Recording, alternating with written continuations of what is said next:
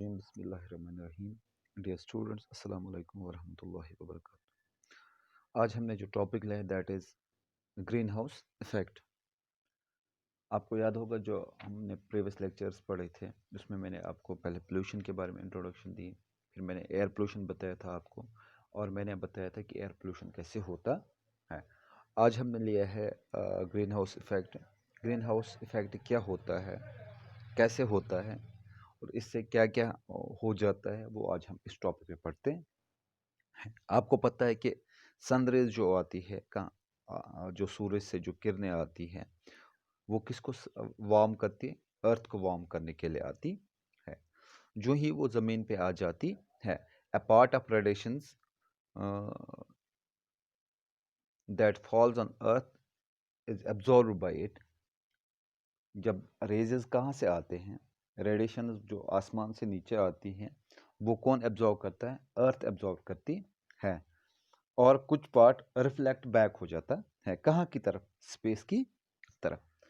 जो reflect, a part of reflected radiations is trapped by the atmosphere. जो atmosphere होता है और रेडिएशंस कहाँ पे एब्जॉर्ब होती है? जो रिफ्लेक्ट होके वापस जाती है वो कहाँ पे एब्जॉर्ब हो जाती है?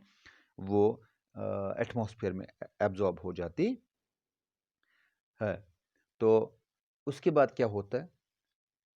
और जो एब्जॉर्ब हो जाती है, जो ट्रैप हो जाती है, उस एटमॉस्फेयर में ट्रैप हो जाती है, वो फिर से कौन? क्योंकि एटमॉस्फेयर और सन और अर्थ के दरमियान एक लेयर बनी है, दैट इज कॉल्ड एटमॉस्फेयर। और एटमॉस्फेयर जब ये रेडिएशंस एब्जॉर्ब करता है तो उससे क्या हो जाता है? वो रेडिएशंस फिर कहाँ वो उसकी गर्मी कहाँ पे आ जाती? वो ज़मीन पे आ जाती है, फिर वो अर्थ वार्म हो जाती है।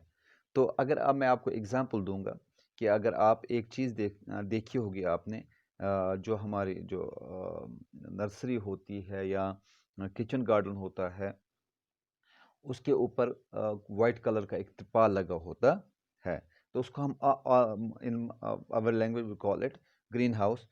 तो उससे क्या होता है कि ग्रीन हाउस जब सनलाइट उस पर पड़ जाती है वो बहुत ज़्यादा गर्म हो जाता है, और उसमें क्या हो जाता है, जो वहाँ से सूरज की गर्मी नीचे आ जाती है वो एब्जॉर्ब हो जाती है कहाँ पे? एटमॉस्फेयर, सॉरी, ज़मीन में। और वापस वो नहीं जाती है। और जो उसकी जो वार्मथ है वो कहाँ पे रहती है? उसका जो ग्रीन हाउस का जो छत है उस पे लग जाती है, और वो दोबारा किसको वार्म करता है? उसी नर्सरी को वार्म करता है। और ये जो रेडिएशंस है, लाइक जैसे ग्रीन हाउस में वो ट्रैप हो जाती, इसी तरह एटमॉस्फेयर में भी ट्रैप हो जाती है। The trapping radiations by the earth's atmosphere is similar. इसी तरह ये बिल्कुल सिमिलर है। तो इसीलिए उसको कहते हैं greenhouse effect. Green house effect अब आपको क्लियर हुआ होगा कि मैं फिर से रिपीट करूंगा। जब सूरज की रेज कहाँ पे पड़ती है? ज़मीन पे पड़ती है, और ज़मीन उससे गर्म हो जाती है, और कुछ रेज रिफ्लेक्ट होके कहाँ वापस जाती है? स्पेस की तरफ। वो कहाँ पे ट्रैप हो जाती है? एटमॉस्फेयर में ट्रैप हो जाती है, और एटमॉस्फेयर में ट्रैप होके और फिर से किसको वार्म करती है? अर्थ को वार्म करती है। मैंने आपको एग्जांपल दी कि अगर आपने देखा होगा ग्रीन हाउस, एक किचन गार्डन को हम मोस्टली उसका यूज़ करते हैं किचन गार्डन्स में। ऊपर से एक त्रिपाल लगा होता है, और जब सूरज की किरणें उस पर पड़ती है वो गर्म हो जाता है। किसको गर्म करता है?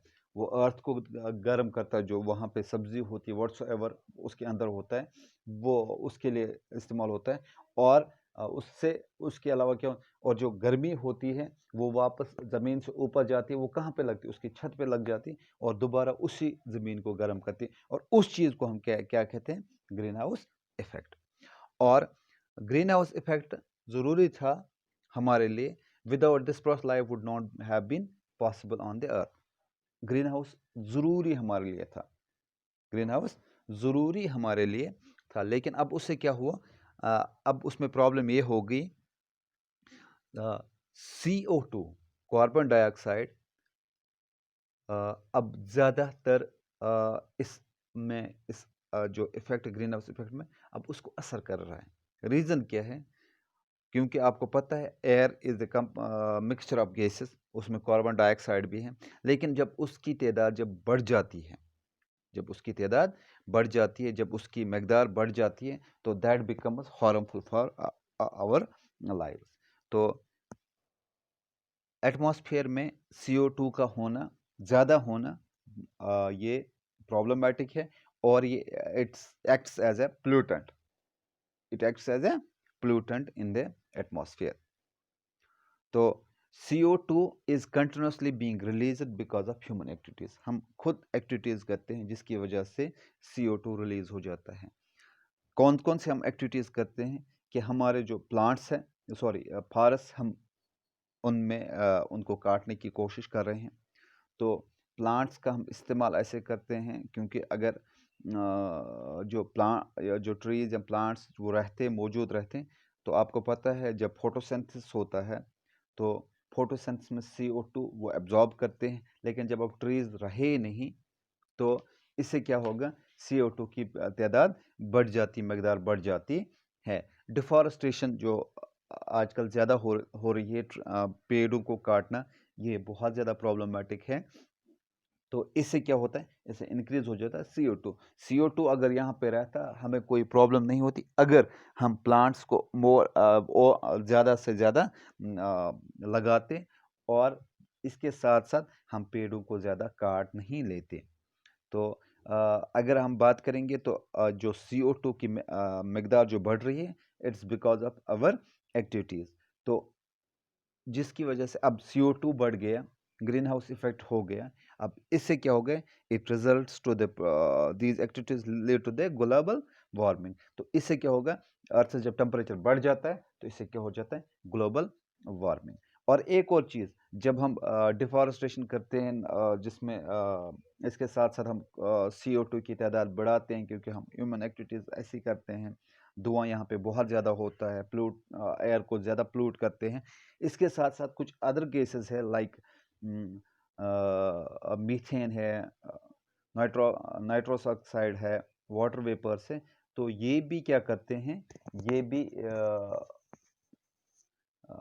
असर करते हैं और ये भी इनको हम ग्रीन हाउस गैसेस कहते हैं। तो CO2 की तरह इन गैसेस को भी हम, जब इनकी तादाद ज़्यादा बढ़ती है तो इनको भी हम क्या कहते हैं, ग्रीन हाउस गैसेस। तो नेक्स्ट जो हमारा होगा that will be global warming. Global warming क्या है, कैसे होती है, जो मैंने आपको बताया ग्लोबल वार्मिंग रीज़न क्या है कि CO2 की तादाद जब बढ़ जाती है ज़मीन में, क्योंकि ट्रीज़ नहीं रहे, अब गर्मी ज़्यादा बढ़ रही है, तो उसकी वजह से क्या होता है, ग्लोबल वार्मिंग हो जाती है। तो CO2 ज़्यादा यहाँ पे एटमॉस्फेयर में रह जाता है और हमारे लिए वो ज़्यादा प्रॉब्लमेटिक बन जाता है। आई होप कि आपको ये क्लियर हुआ होगा। तो नेक्स्ट जो हमारा होगा that will be global warming serious threat. उसमें हम पढ़ेंगे कि ग्लोबल वार्मिंग कैसे होती है, सीरियस थ्रेट कैसे हमारे लिए बनता है। अगर कोई भी कन्फ्यूजन हो तो आप कमेंट सेक्शन में मुझे बता सकते हैं। तब तक के लिए आप मुझे इजाज़त दीजिए। अल्लाह हाफ़िज़।